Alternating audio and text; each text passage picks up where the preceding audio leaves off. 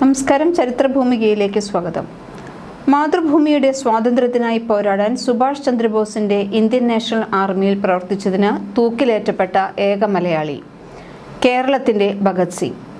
1917 May 25 തിരുവനന്തപുരത്തിനടുത്ത് വക്കത്ത് വാവക്കുഞ്ഞ് ഉമ്മലുസുമ്മ ദമ്പതികളുടെ 4ാമത്തെ മകനായി മുഹമ്മദ് അബ്ദുൽ ഖാദറിന്റെ ജനനം.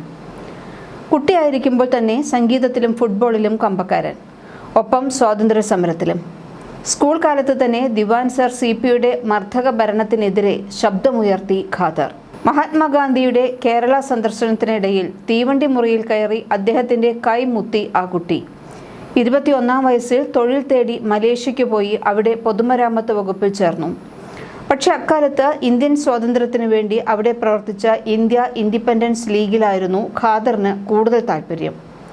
സുഭാഷ് ചന്ദ്രബോസിന്റെ ഇന്ത്യൻ ഇൻഡിപെൻഡൻസ് ലീഗ്, INA എന്നിവയുടെ കേന്ദ്രമായിരുന്നു അക്കാലത്ത് മലയ. ലീഗ് പ്രവർത്തകർ ബോസിന്റെ INAയിൽ ചേർന്നപ്പോൾ ഖാദറും അതിൽ ഉൾപ്പെട്ടു. മലേഷ്യയിലെ പെനാങ്ങിൽ INA സൈനികർക്കായുള്ള ഇന്ത്യൻ സ്വരാജ് ഇൻസ്റ്റിറ്റ്യൂട്ടിൽ സൈനിക പരിശീലനത്തിന് ചേർന്ന ആദ്യത്തെ 50 പേരിൽ ഖാദറും ഉണ്ടായിരുന്നു.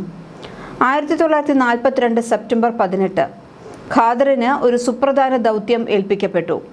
ഇന്ത്യയിലെത്തി ബ്രിട്ടനെതിരെ സായുധ യുദ്ധം നടത്താൻ തെരഞ്ഞെടുക്കപ്പെട്ട 20 INA സൈനികരിൽ അദ്ദേഹവും ഉൾപ്പെട്ടു. പെനാങ് 20 എന്നറിയപ്പെട്ട ഈ ചാവേർ സംഘത്തിൽ 10 പേർ അന്തർവാഹിനിയിലായിരുന്നു യാത്ര. 1942 സെപ്റ്റംബർ 18 രാത്രി 10 മണിക്ക് അവർ മലേഷ്യയിലെ പെനാങ് തുറമുഖത്തുനിന്ന് ഒരു അന്തർവാഹിനിയിൽ ഇന്ത്യയിലേക്ക് പുറപ്പെട്ടു. 9 ദിവസത്തെ ഭീതിജനകമായ കടലിനടിയിലെ അനുഭവങ്ങൾക്കും കഠിനമായ ത്യാഗത്തിനും ശേഷം മലബാറിലെ താനൂർ കടപ്പുറത്തെത്തി. ഉടൻ തന്നെ പോലീസ് പിടിയിലാവുകയും ചെയ്തു. പിന്നീട് ബ്രിട്ടീഷ് പട്ടാളം മദ്രാസിലെ സെന്റ് ജോർജ് ഫോർട്ട് ജയിലിലാണ് ഖാദറിനെ അടച്ചത്. ജപ്പാന്റെ ചാരന്മാരെന്നാണ് അവർ കരുതിയിരുന്നത്. മറ്റുള്ളവരും ഇന്ത്യയുടെ പലയിടങ്ങളിൽ നിന്ന് പിടിക്കപ്പെട്ടു. മദ്രാശി ഫോർട്ട് സെന്റ് ജോർജ് ജയിലിലായിരുന്നു ഖാദർ. ദേശദ്രോഹം ചുമത്തപ്പെട്ട 20 പേരിൽ 5 പേർക്ക് തടവും തുടർന്ന് വധശിക്ഷയും വിധിക്കപ്പെട്ടു. വക്കം ഖാദർ, അനന്തൻ നായർ, ഫൗജ സിംഗ്, സത്യേന്ദ്ര ബർദാൻ, ബോണിഫസ് എന്നിവരെ 5 വർഷം കഠിന തടവിനു ശേഷം തൂക്കിക്കൊല്ലാൻ വിധിച്ചു. ഹിന്ദു മുസ്ലിം ഐക്യത്തിന്റെ പ്രതീകമായി തന്നോടൊപ്പം ഒരു ഹിന്ദുവിനെ തൂക്കിലേറ്റണമെന്ന വക്കം ഖാദറിന്റെ ആവശ്യത്തെ തുടർന്ന് അദ്ദേഹത്തെയും അനന്തൻ നായരെയും ഒരുമിച്ചാണ് 1943 സെപ്റ്റംബർ 10 തൂക്കിലേറ്റിയത്. വന്ദേ മാതരം എന്ന് ചൊല്ലിക്കൊണ്ടായിരുന്നു അദ്ദേഹം തൂക്കുമരത്തിൽ കയറിയത്. ആ കഥ ഇങ്ങനെയാണ്. സെപ്റ്റംബർ 10, 1943 റംസാൻ മാസത്തിലെ 7ാമത്തെ ദിവസം. മുസ്ലിങ്ങൾ പകൽ സമയത്ത് വ്രതമനുഷ്ഠിക്കുന്ന മാസം. അരങ്ങേറാൻ പോകുന്ന ഒരു സംഭവത്തിന്റെ മുന്നൊരുക്കമായി മദ്രാസിലെ സെൻട്രൽ ജയിലിൽ അസാധാരണമായ നിശബ്ദത തളം കെട്ടി നിന്നു. ജയിൽ സൂപ്രണ്ടിനോടൊപ്പം ആരാച്ചർ പ്രത്യക്ഷപ്പെട്ടു.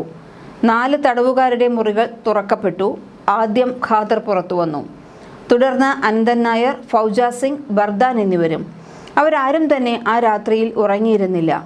ഖാദർ സമയം ചെലവിട്ടത് ദീർഘമായ 2 കത്തുകൾ എഴുതിക്കൊണ്ടാണ്. അവരെല്ലാവരും മലയായിലെത്തിയത് ഒരു ജീവിതമാർഗം കണ്ടെത്താനും കുടുംബത്തിന്റെ പ്രയാസങ്ങൾ അകറ്റാനുമാണ്. പക്ഷേ അവർ സ്വപ്നഭൂമിയിലെത്തി അധികം വൈകാതെ തന്നെ വിദേശ ഭരണത്തിൽ വീർപ്പുമുട്ടുന്ന സ്വന്തം രാജ്യത്തെക്കുറിച്ചുള്ള ആകാംക്ഷ അവരുടെ വഴിയിൽ വിഘാതം സൃഷ്ടിച്ചു. അവർ അവരുടെ ലക്ഷ്യം മറന്നു. കുടുംബത്തെയും വീടിനെയും എല്ലാം മറന്ന് രാജ്യത്തിനു വേണ്ടി സംഘടിച്ചു.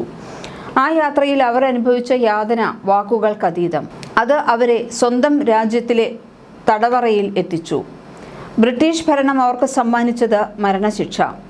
കോടതി വിധിയിൽ പറഞ്ഞത് മരണശിക്ഷ നടപ്പാക്കുന്നത് 5 വർഷത്തെ കഠിനമായ ജയിൽവാസത്തിന് ശേഷമായിരിക്കും എന്നാണ്. ആ വിധിയാണ് നടപ്പിലാക്കിയിരുന്നത് എങ്കിൽ അവർ 4 പേരും സ്വതന്ത്രരാവുമായിരുന്നു. കാരണം 1947 ഇന്ത്യ സ്വതന്ത്രമായി.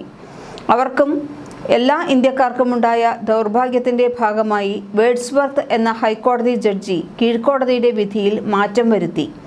5 വർഷത്തെ ജയിൽവാസം പൂർത്തീകരിക്കാൻ കാത്തിരിക്കാതെ ശിക്ഷ ഉടൻ തന്നെ നടപ്പാക്കണമെന്ന് നിർബന്ധിക്കുകയും ചെയ്തു. ഖാദറും മറ്റു 3 പേരും ജയിൽ സൂപ്രണ്ടിനു പിന്നാലെ തൂക്കുമരത്തിന്റെ സമീപത്തേക്ക് നടന്നു. അവരുടെ മുഖത്ത് ഭയമോ ദുഃഖമോ നിഴലിച്ചിരുന്നില്ല. ശക്തമായ കാൽവയ്പ്പുകളോടെയാണ് അവർ അവരുടെ അന്ത്യവിധിയിലേക്ക് നടന്നെടുത്തത്. അവസാനമായി അവർക്ക് എന്തെങ്കിലും ആഗ്രഹമുണ്ടോ എന്ന് സൂപ്രണ്ട് അവരോട് ചോദിച്ചു. ഖാദർ മുന്നോട്ട് വന്ന് തനിക്കൊരാഗ്രഹമുണ്ടെന്ന് അറിയിച്ചു. ഹിന്ദു മുസ്ലിം ഐക്യത്തിൻ്റെ പ്രതീകം എന്നുള്ള നിലയിൽ ഞാനൊരു ഹിന്ദു സഹോദരനോടൊപ്പം തൂക്കിലേറുവാൻ ആഗ്രഹിക്കുന്നു എന്ന് ഖാദർ പ്രഖ്യാപിച്ചു.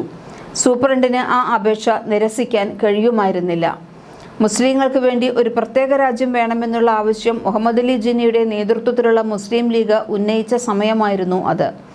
അത് ഇന്ത്യയെ രണ്ടായി വിഭജിക്കുന്നതിലായിരിക്കും ചെന്നെത്തുക എന്നറിയാമായിരുന്ന ഖാദർ ഹിന്ദു മുസ്ലിം ഐക്യത്തിനു വേണ്ടിയുള്ള തൻ്റെ അദമ്യമായ ആഗ്രഹം അന്ത്യാഭിലാഷമായി പ്രകടിപ്പിക്കുകയാണ് ചെയ്തത്. കൂടുതൽ ചരിത്ര കഥകളുമായി വീണ്ടും വരാം. ചരിത്രഭൂമിക സബ്സ്ക്രൈബ് ചെയ്യൂ.